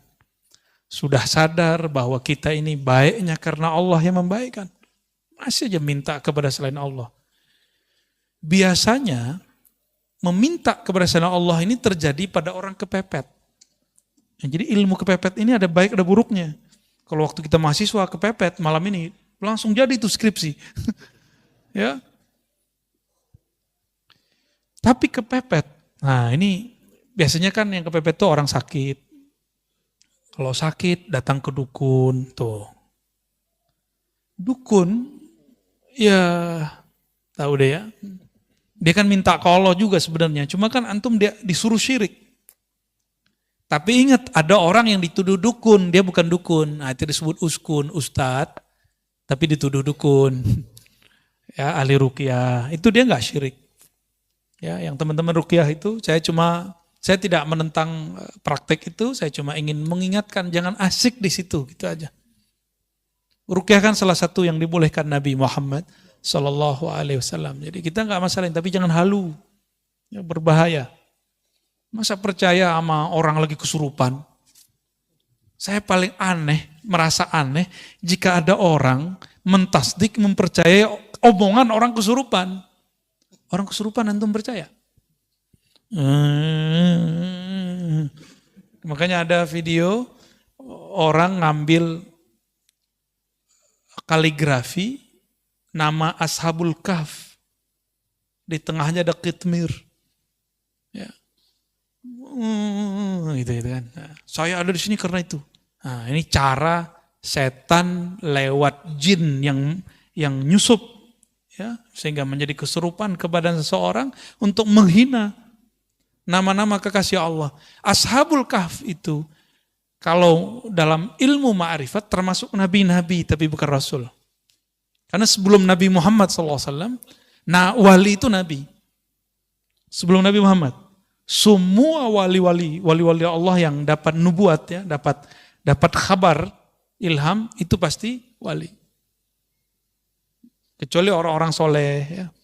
Ada wali-wali yang khusus lah. Kalau wali amnya nggak masuk, ya wali amnya nggak masuk nabi. Tapi kayak mereka Ashabul Kahf. Sebagaimana disebutkan dalam kitab Tazkirah, Ashabul Kahf itu nanti akan muncul kembali. Itu nggak tahu gimana ceritanya. Akan muncul kembali nanti di saat Nabi Isa berjuang melawan Ya'juj dan Ma'juj. Nanti keluar lagi Pak. Berarti dia lagi tidur lagi sekarang. Wallahu a'lam. Ya. Hanya Allah yang tahu nasib mereka hari ini. Saya pernah ke tempat yang disebut Gua Kahfi yang ada di Yordan. Besar kemungkinan memang di sana. Ya kita ditutup oleh Allah, kita nggak bisa ngelihat di belakang rahasianya apa, kita nggak tahu. Ya. Tapi kalau berdasarkan riwayat yang ada, mereka muncul lagi. Baik. Ada kepepet kedua, orang yang sudah mentok biasanya jabatannya, posisinya, biasanya ini pejabat-pejabat nih hati-hati. Ya. Pejabat-pejabat, nggak tahu kelas menteri mungkinnya dia ada. Cari backup. Cari backup ke siapa? Ya, direktur-direktur yang sudah kesohor tuh ya, udah mentok dia, udah bingung. Nah, cari backup. Mau cari backup ulama, terjebaknya kepada dukun yang berbaju ulama. Ada ulama dituduh dukun, nggak dideketin. Ada dukun berbaju ulama dideketin. Oh, itu banyak terjadi. Ya, udah banyak. Saya agak sedih melihat fenomena ini. Ya. Kalau mereka menghebat, mereka aja jadi direkturnya nggak? Mereka aja jadi orang hebat. Kenapa mereka kemudian kita mintai? Jangan marah ya. Yang praktek jangan marah. Ya kita harus edukasi masyarakat lah.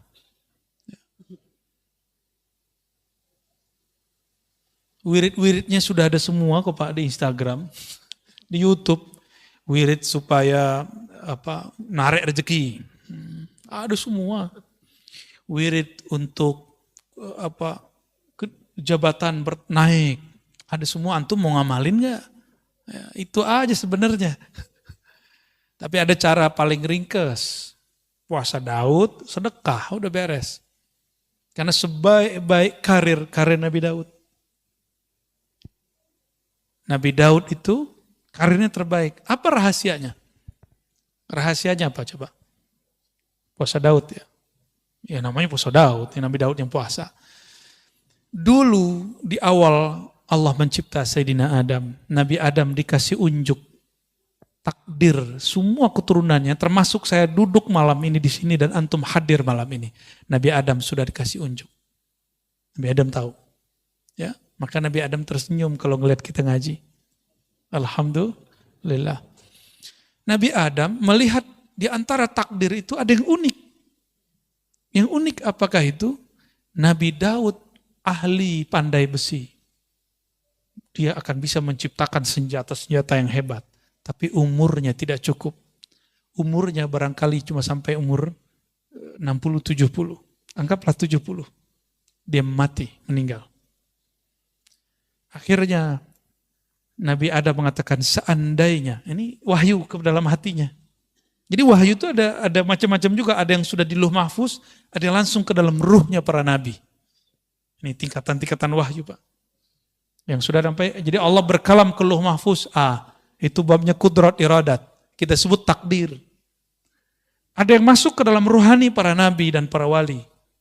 Nah ini namanya bukan takdir, namanya rahmah. Ya, karena arsy itu adalah tempat Allah mengejawantahkan rahmatnya. Disebutlah Ar-Rahman alal arsy istawa. Terhadap arsy lah Allah meratakan, melimpahkan rahmatnya. Arsy itu di atas langit. Antara langit dan arsy ada takdir, Lauh Mahfuz. Berarti hukum arsy lebih tinggi daripada hukum Lauh Mahfuz. Seperti, mohon maaf, kolonel, atau kalau di polisi apa namanya?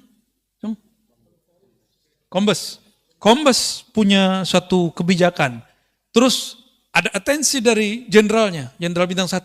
Berubah nggak dia? Berubah. Di dunia aja begitu, gimana di langit enggak? Ini kan cuma imitasi yang di sana. Yang ada di alam ini adalah imitasi. Apa arti imitasi?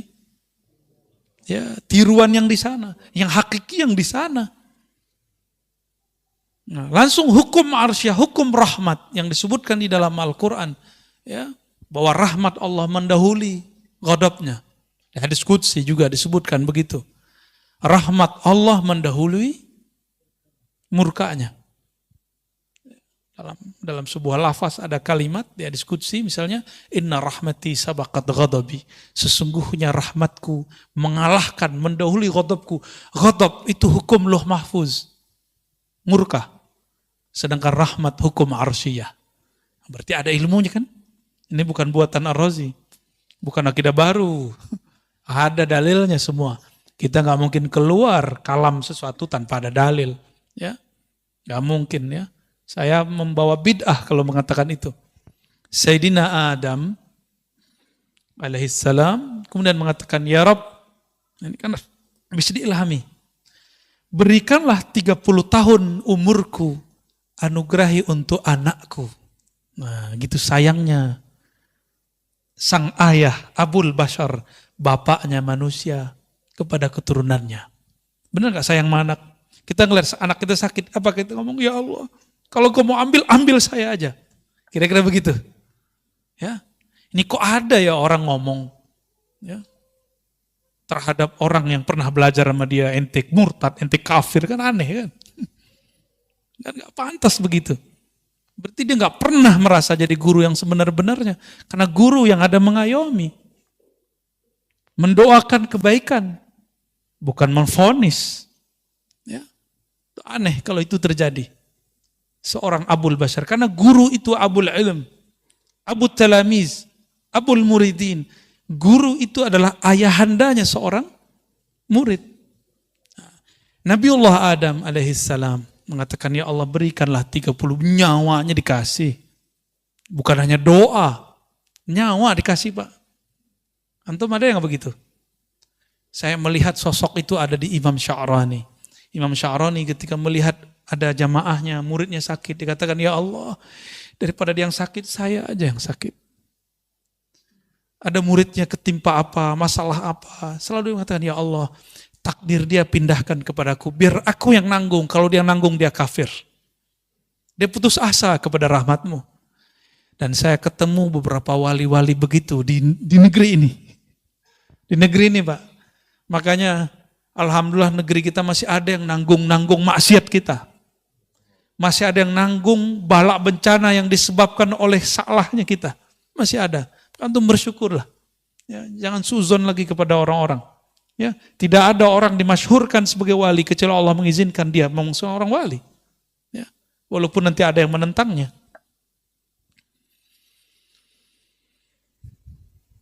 Akhirnya Sayyidina Adam, takdir rahmah mengalahkan takdir kudrat iradat. Diberikanlah 30 tahun. Apa yang terjadi? Setelah umur itu dikurangi, berarti umur Nabi Adam berkurang. Datanglah malaikat maut mengatakan, Mas Adam, sekarang saya datang mau menjemputmu. Oh, jemput-jemput gimana nih? Kan jatuh gue masih ada 30 tahun lagi, kira-kira begitu. Loh kan bukannya dikasih sama anakmu, udah dipindahin, di lauh mahfuz sudah diganti. Oh nggak bisa, saya lupa, nggak ada saya ngomong begitu. Itulah awal nisyan ya waqa'a ala Sayyidina Adam. Awal kelupaan terjadi pada Nabi Adam. Atas dasar itulah kata Nabi Muhammad SAW, keturunan Nabi Adam pasti akan lupa. Lupa sama Allah, lupa sama Rasulullah, lupa sama anak bini ya. Lupa, emang dari sono. Mau gimana lagi? Hukum rahmah terjadi lagi. Nabi Adam ini kan posisinya lebih tinggi dari malaikat maut. Ya Allah, saya lupa. Menurut saya masih ada 30 tahun lagi. Ya udah, 30 tahun lagi Nabi Adam hidup. Malaikat maut pensiun dini. Diundur. Yaudah, gue ngalah deh. Mundur malaikat maut. Ya, lucu juga Pak. Jadi ada semacam negosiasi juga di alam sana. Ya, menarik nggak cerita begitu? Dongeng apa lagi nih Arazi? Hadisnya sahih kok. Cuma saya ceritakan dengan bahasa kita malam ini. Itu aja bedanya. Ya. Terus Nabi Daud. Ini yang jarang diceritakan. Kenapa kemudian Nabi Daud puasanya sehari puasa, sehari tidak? Itu asrarnya ada rahasianya. Untuk menebus hukum rahmah itu, as-sawmu li, puasa itu milikku. Milikku ini hukum rahmah. Maka cara Sayyidina Daud untuk berterima kasih kepada Allah, berterima kasih kepada Nabi Adam, dia berpuasa, puasa Daud. Jadi antum kalau mau ada yang diniatkan ya untuk memperpanjang sesuatu, nah ini kita buka aja rahasianya ya. Ingin mendapatkan sesuatu, ya sifatnya duniawi atau ukhrawi, bahkan makom-makom kewalian. Puasa Daud. Ya, tapi niatnya saya sarankan supaya nggak kena kitab ini. Ya Allah, aku niat puasa Daud karena Engkau saja. Kalau jabatanku dinaikin ya alhamdulillah. Rezekiku dilancarin ya alhamdulillah. Yang penting aku karena Engkau. Jika nanti antum puasa Daud, rezekinya nggak nambah, jangan berhenti puasa Daudnya. Karena kita puasa bukan karena rezeki. Kita puasa karena Razzaq, bukan rezekinya. Kita bukan penyembah rezeki. Kita penyembah Allahur Razzaq. Jabatan kita malah kemudian turun. Kata Ustadz ini katanya bisa bikin naik. Malah nggak naik-naik. Malah jatuh, tat. Berarti ada rahasia lain. Rezeki kita gak kemana-mana. Banyak orang yang diturunkan jabatannya. Kalau dia husnuzon, tunggu lahazat. Beberapa saat saja. Sebulan, 2 bulan, bahkan tidak lama. Allah carikan ganti yang lebih indah. Selalu begitu. Akhirnya Sayyidina Daud, seumur hidupnya dia berpuasa. Berpuasa sehari, puasa besok tidak. Untuk kompensasi hukum rahmah. Hukum rahmah, hukum kasih sayang. Ya, supaya tanda terima kasihnya nyambung kepada Allah SWT. Ya. Sudah pernah dengar masalah ini sebelumnya? Ya, udah kali ya. Bentar ini dituduh bid'ah lagi. Wa talabuhu min ghairihi. Talabuka, engkau meminta, yang keempat, engkau meminta kepada selainnya. Pertanda engkau memang jauh darinya. Ya. Maka datang kepada, mohon maaf ya, pakai media-media. Saya tidak mengharamkan raja, wafak, wifik, karena ada ilmunya, ada sanadnya. Karena Ibnu Taimiyah pun membolehkan raja. Gak percaya, buka kitabnya sendiri. Ibnu Qayyim menyebutkan risalah dalam kitab At-Tibbun Nabawi tentang raja. Di piring, ditulis, disiram, minum. Ada Pak. Gimana, syirik gak tuh? Kalau ada yang mengatakan dia bermanhaj salaf, lalu mengatakan itu syirik, dia telah mensyirikkan Syekhul Islam Ibnu Taimiyah. Ya, mensyirikkan Syekhul Islam Ibnu Qayyim Al-Jauziyah. Berani. Kalau Ar-Razi ente berani syirikan, tapi Ibnu Taimiyah berani gak ente syirikan? Ya. Kalau Ar-Razi silakan dibid'ahkan, tapi beranikah membid'ahkan Ibnu Qayyim Al-Jauziyah? Enggak berani mereka. Ya, beraninya sama kita doang ya. Akhirnya kita ini cuma memuji, menghormati orang yang sudah wafat, yang sudah mati, yang hidup kita enggak hargai. Ya. Nunggu dulu dia mati, baru ente kemudian nangis. Nunggu dulu sang wali, sang ulama, sang kiai mati, baru nangis-nangis. Dulu saya nggak ngaji kepada dia. Mau sampai kapan ngomong begitu terus ya? Wali setiap saat akan ada yang wafat. Ini sudah banyak wali yang wafat Pak. Maka ulama-ulama muda harus bersiap-siap mempelajari ilmu ma'rifatullah. Supaya dia bisa mewarisi tugas-tugas kerohaniannya. Ya, harus. Kalau nggak ada wali-wali itu negeri ini nggak dijaga oleh Allah Subhanahu wa ta'ala ya. Kita ya minimal jadi wali murid lah ya.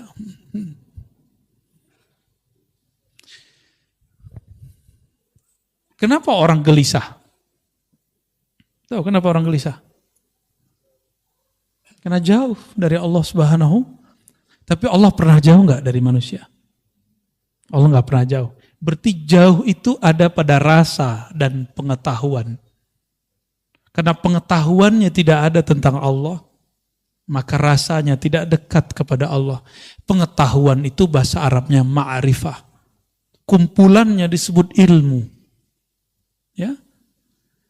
Jika diamalkan muncullah rasa. Jadi apa yang disebut rasa? Zauq. Zauq itu adalah natijatul amal bil ilm. buah dari mengamalkan satu ilmu muncullah rasa. Sudah tahu sholawat itu wajib. Bahkan sebelum ada hukum sholawat sudah wajib. Ya kan kita dipotong juga tuh sama orang. Suek juga tuh orang ya. Apa jadi potong?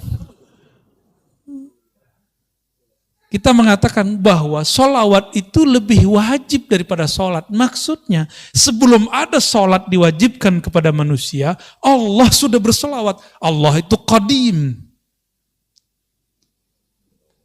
Itu mana dan disebutkan di kitab ini juga ya. Allah itu qadim. Dan Allah dengan kekodimannya. Qadim itu maha terdahulu, maha awal, bahkan tidak berawal. Belum ada langit, belum ada bumi, belum ada aras, belum ada surga, belum ada neraka, belum ada. Sholat ente belum ada. Belum ada, zakat kita belum ada. Allah sudah bersalawat. Innallaha malaikatahu yusalluna ala nabi. Sesungguhnya Allah telah bersalawat ya. Dan senantiasa bersalawat kepada Nabi Muhammad SAW. Kenapa tidak Ar-Rasul? Kalau Ar-Rasul itu Muhammad bin Abdullah. Tapi An-Nabi itu Ahmad Ruhullah. Itulah yang dikhabarkan Sayyidina Isa. Karena Muhammad bin Abdullah belum lahir. Tapi Sayyidina Isa Ruhullah Saghir, Ruhullah Minor. Dia mengenal Ruhullah Kabir. Apa kata dia? Nanti di akhir zaman Ruhullah yang kabir itu, yang agung, wa innaka la'ala khuluqin azim, yang azim itu akan lahir, akan muncul. Ismuhu Ahmad. Namanya Ahmad, tapi Abdul Muttalib ngasih nama cucunya Muhammad. Apakah salah? Tidak. Ternyata setiap orang itu mempunyai rahasia-rahasia mengenai masalah nama. Cuma karena ilmu ini sudah ditutup sementara, rasain saja. Ya, sudahlah dulu ya. Jadi tolong jangan minta-minta nama sama saya ya. Karena sudah ditutup Pak. Ya.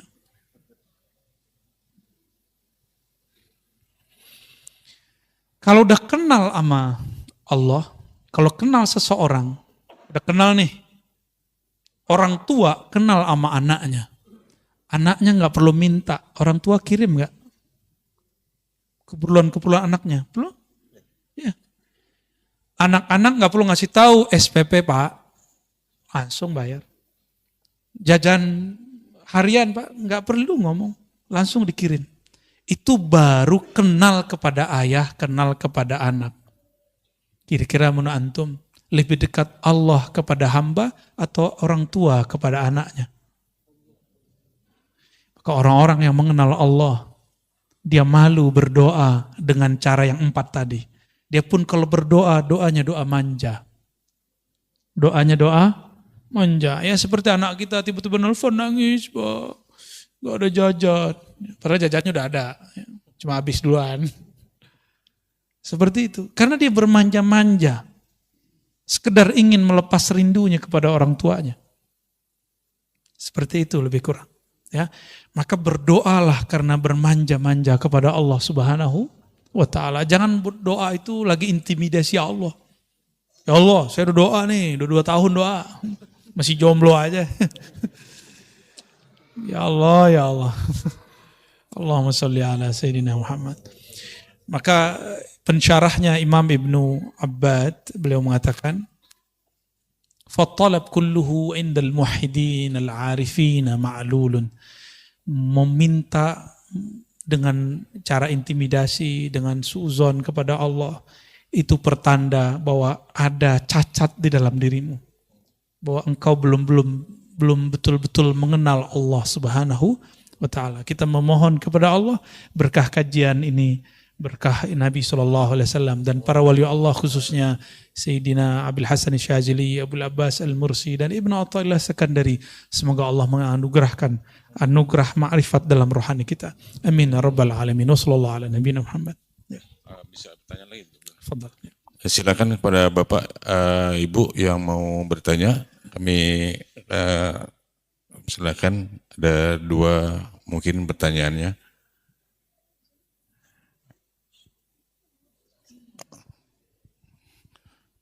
Dari sebelah kanan dulu Pak ya, di depan.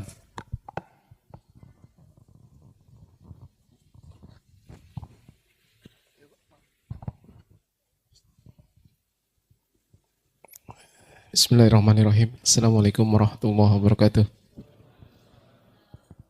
Jauh dari Ciledug. Kenapa Pak? Oh iya Buya. Ketemu lagi kita Buya di kajian talim. Mau bertanya mengenai ini Buya, apa? Allah itu Maha Rahman, Maha Rahim. Tapi saya dari Afan kebayaran nama Pak. Allah itu Maha Rahman, Maha Rahim. Kemudian di titik mana Allah itu murka pada seorang hamba. Itu aja. Saya minta penjelasan dari Buya Ar-Razi Azim. Baik. Assalamualaikum warahmatullahi Assalamualaikum. Ini pengen cepat ketemu Allah nih kayaknya. Ya, baik. Kapan sih Allah itu murka kepada hamba? Padahal Allah itu menyebut dirinya Rahman dan Rahim. Allah itu murka cuma satu aja Pak. Al-kibriya uridai. Kesombongan, merasa besar, merasa berilmu, merasa mulia. Itu adalah ridai, itu adalah perhiasanku, rida. Ini rida. Ulama dulu pakai ini itu seakan-akan wajib. Seakan, bukan wajib. Secara uruf. Kalau nggak pakai ini kayak taklim nggak pakai kopiah gitu. Ustadz kalau taklim nggak kopiah gimana? Saya sebenarnya kan malas pakai kopiah, garu kepala, ada kotombenya hidup kan. Tapi karena menghormatin Bapak Ibu ini saya pakai kopiah. Senangnya sebenarnya nggak pakai kopiah, nyamannya. Tapi ulama kita dulu kalau taklim pakai ini. Hatta Sayyidina Ali, dia tanggalkan ridanya dan dia mengatakan, Nabi wafat, saya tidak akan menggunakan rida sampai selesai mengumpulkan Quran, kecuali hari Jumat, sholat Jumat. Jadi sholat Jumat beliau pakai ini. Kan dulu waktu salah satu guru saya setiap Jumatan selalu pakai ini. Tapi di akhir hayatnya karena Ciputat mulai gerah, beliau udah jarang pakai ini. Kita malu juga pakai itu. Tapi aslinya pakai ini. Akhirnya kita setiap kali sholat pakai terus. Tapi jangan taruh di tempat sejadah Pak. Bukan begitu. Ini pakaian badan, pakaian di sini. Maka saya menyarankan kalau kajian hikam silakan ya dibeli, ya dipakai di sini. Ya siapa tahu nanti jadi kayak anak panti kan. Semua yang ngaji pakai ini. Bukan Pak, ini serius. Ini sunnah. Ya, sunnah adab. Ya. Kapan Allah murka? Ketika perhiasan-perhiasannya kita ambil. Apakah perhiasannya Allah? Itulah 7 sifat ma'ani. Kudrat, iradat, ilmun, hayat, sama, basar, kalam.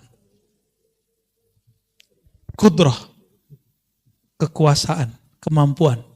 Hati-hati orang-orang yang sekarang mempunyai kemampuan. Baik dia umara ataupun ulama. Jangan pernah merasa ente sendiri yang buat begitu. Tapi Allah lah yang mau nitipkan itu semua. Pimpinan pesantren, hati-hati. Pimpinan thariqah, pimpinan majelis. Kudrat iradat yang Allah berikan itu. Termasuk kepada wali. Wali doa, tembus. Berarti dia fana dalam kudrat iradat Allah. Karena orang yang asik dengan 2 nama ini, doanya akan makbul. Ini rahasia para ulama kenapa doanya makbul. Karena dia mengerti kudrat dan iradat. Ya. Ini saya dapat kisah dari murid-murid Aba Guru Sekumpul. Aba Guru Sekumpul itu hobi nembak Pak. Hobi nembak, sampingnya tentara. Mau nembak burung. Tentaranya suruh nembak, gak kena-kena. Gak mati dong. Nah, beliau nembak, kena, mati. Ditanya sama si tentara ini, rahasianya apa Abah Guru? Jawaban beliau, ente lihat dulu dia kapan dia lupa mengingat Allah. Kan bingung itu tuh. Kapan sih burung lupa mengingat Allah? Itu masyhur di kalangan murid-murid beliau tentang itu. Nah itu kasyafnya beliau tuh. Tahu dia kapan si burung lupa ingat Allah. Karena memang rumusnya binatang itu dia tidak dicabut nyawanya kecuali dia lupa mengingat Allah Subhanahu wa taala. Jadi kena nggak kena sebenarnya nunggu aja tuh udah lupa atau belum. Ya. Kira-kira seperti itu. Kudrat iradat saya, ilmu yang saya dapat, itu kan ilmunya Allah semua. Bapak nih sukses, ilmu apa aja loh Pak ya, bukan ilmu agama aja. Ilmu ngurus sesuatu, lawyer dengan ilmu pengacaranya, ilmu hukumnya, ya, hakim dengan ilmu kehakimannya, pemerintah dengan ilmu politiknya, semuanya. Ulama dengan ilmu keagamaannya, sama aja. Nah ini contoh saya merasa saya yang berilmu. Kalau nggak sama gue nggak jadi. Tuh dulu murid gue tuh, kalau nggak sama gue nggak jadi dia tuh. Ya kalau ada yang begitu Pak, lewat sudah. Itu bukan ilmu dia. Dan dia bukanlah orang yang membuat si murid jadi. Apa buktinya? Saya punya murid di satu kelas. Dari 40 murid, kenapa cuma 5 orang yang jadi? Padahal jamnya sama, tempatnya sama, kitabnya sama, gurunya sama, ocehannya sama, tugasnya sama, ujiannya sama. Karena memang Allah pilih, ini Allah kasih, ini Allah enggak Allah kasih. Gitu ya. Maka caranya supaya tidak dimurkai Allah, jangan anggap yang 7 itu Allah pinjamkan kepada kita. Ya. Ilmu, hayat, hidup, sama, memandang, mendengar, kalam, berkalam. Semua itu pinjaman dari Allah, inilah yang disebut amanah. Jadi apakah yang diamanahkan Allah? Inilah perhiasan-perhiasannya. Jangan pernah merasa ini milik kita. Siapa yang mengakuisisi milik Allah, maka Allah murka kepadanya. Dulu iblis Azazil ingin mengakuisisi kolbu manusia. Kolbu itu kan tempat Allah memandang. Yanzuru ila kulubikum. Allah memandang ke dalam kolbu. Itu bahasa hadis. Kalau bahasa ma'rifatnya, Allah bersemayam ke dalam kolbu hamba. Bukan berarti Allah menempati kolbu, bukan. Bersemayam di situ istiwa. Memandang dengan rahmatnya. Meliputinya. Kan istiwa artinya, bersemayam itu artinya meliputi. Dan kolbu itu lebih luas dari langit dan bumi. Maka disebutlah kolbu itu arsullah. Kolbu itu seperti aras pada langit bumi. Tapi kolbu bukan aras. Ingat, kolbu bukan aras. Ketika syaitan, iblis mengatakan, ya Rabb, izinkan aku menguasai kolbu Bani Adam walaupun sesaat. Itu dia mau akuisisi kolbu manusia, enggak diizinkan. Inilah asbabul wurudnya. Kenapa kemudian iblis hanya diizinkan mengalir di semua darah. Inna syaitan yajri majrad dam. Tahu hadisnya? Sesungguhnya syaitan mengalir di setiap pembuluh darah, tapi tidak diizinkan masuk ke dalam